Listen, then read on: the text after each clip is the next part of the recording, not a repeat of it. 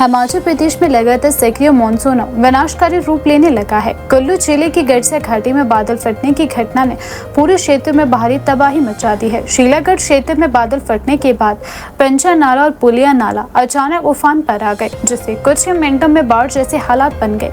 पहाड़ों से भारी मात्रा में मलबा, विशाल चट्टानें, पेड़ और तेज रफ्तार पानी नीचे की ओर बहने लगा। देखते ही देखते खेत, बागान, सड़कें, पुल, वाहन और अन्य सार्वजनिक संपत्तियां इसकी चपेट में आने लगी। पूरी गड़सा घाटी में डर और अफरा तफरी का माहौल भी देखने को मिला। लोग अपने घरों से निकलकर सुरक्षित स्थानों की ओर भागते नजर भी दिखाई थे, जबकि कई गांवों में लोगों ने ऊंचे स्थानों पर जाकर शरण ली। स्थानीय लोगों के अनुसार दोपहर तक मौसम सामान्य था, लेकिन अचानक काले बादल छा गए और तेज तूफान के साथ मूसलाधार बारिश शुरू हो गई। कुछ ही देर बाद शीलागढ़ क्षेत्र में बादल फटने की घटना हुई, जिसके बाद पंचा नाला और पुलिया नाला का जलस्तर देखते ही देखते कई गुना बढ़ गया। पानी का बहाव इतना तेज था कि उसने रास्ते में आने वाली हर चीज को अपनी चपेट में लेना शुरू कर दिया। ग्रामीणों का कहना है कि कुछ ही मिनटों में शांत बहने वाले नाले ने विकराल रूप धारण कर लिया और उससे पत्थर, लकड़ियां तथा भारी मात्रा में मलबा बहता दिखाई देने लगा। कई लोगों ने अपने जीवन में पहली बार इतनी भयानक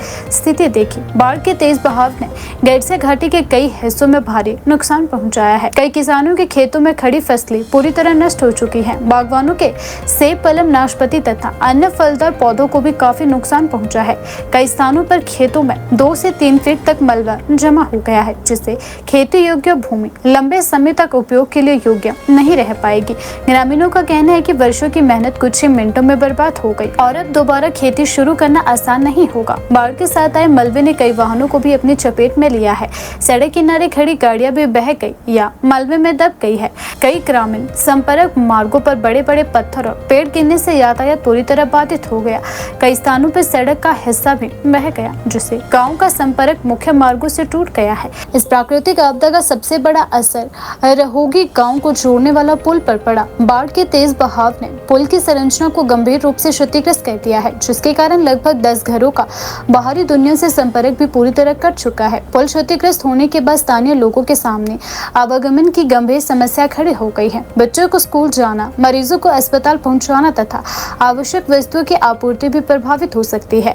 ग्रामीणों ने प्रशासन से जल्द वैकल्पिक पुल या अस्थायी व्यवस्था उपलब्ध करवाने की मांग भी की है। गड़सा घाटी के ऊपरी क्षेत्रों के साथ साथ तीर्थन घाटी में भी दोपहर बाद तेज बारिश शुरू हो गई। लगातार बारिश के कारण छोटी नदियां और नाले उफान पर है। पहाड़ी ढलानों से कई स्थानों पर मलबा और चट्टानें गिरने की घटनाएं भी सामने आ रही है। इससे भूस्खलन का खतरा लगातार बढ़ रहा है।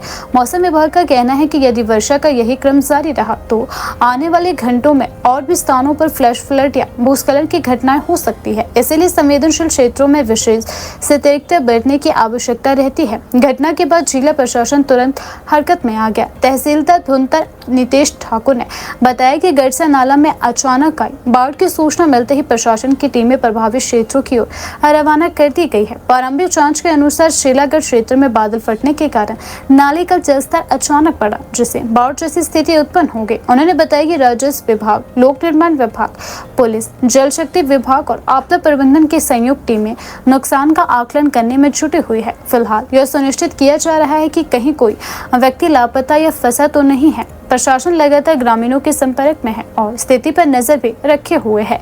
लोक निर्माण विभाग ने प्रभावित मार्गों को खोलने के लिए जेसीबी तथा अन्य भारी मशीनरी मौके पर उपलब्ध करवाई है। जिन स्थानों पर सड़कें मलबे से भर गई हैं, वहां युद्ध स्तर पर सफाई अभियान भी चलाया जा रहा है। यदि मौसम ने साथ दिया तो बंद पड़े संपर्क मार्गों को जल्द से जल्द बहाल करने का प्रयास भी किया जाएगा। बिजली विभाग और जल शक्ति विभाग की टीमें भी संभावित नुकसान का निरीक्षण कर रही है, ताकि यदि कहीं बिजली या पेयजल व्यवस्था प्रभावित हुई हो तो उसे शीघ्र बहाल किया जाए। ग्रामीणों ने बताया कि बादल फटने के बाद पानी का बहाव इतना तेज था कि लोगों को अपने घरों से बाहर निकलने तक का समय नहीं मिला। कई परिवारों ने ऊंचे स्थानों पर भागकर अपनी जान बचाई।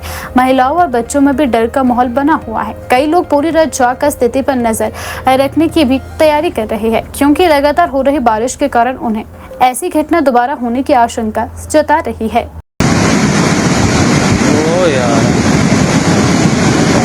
भाई पानी बढ़ गया बड़ा भारी, रोड में चल पड़ा। दूसरी बार आया भाई, 2 फट गए मतलब पीछे। ये दूसरी स्टेज का पानी पहुंचा भाई। अब चल पड़ा आपके रोड में पानी भाई, दूसरी स्टेज वाला पहुंच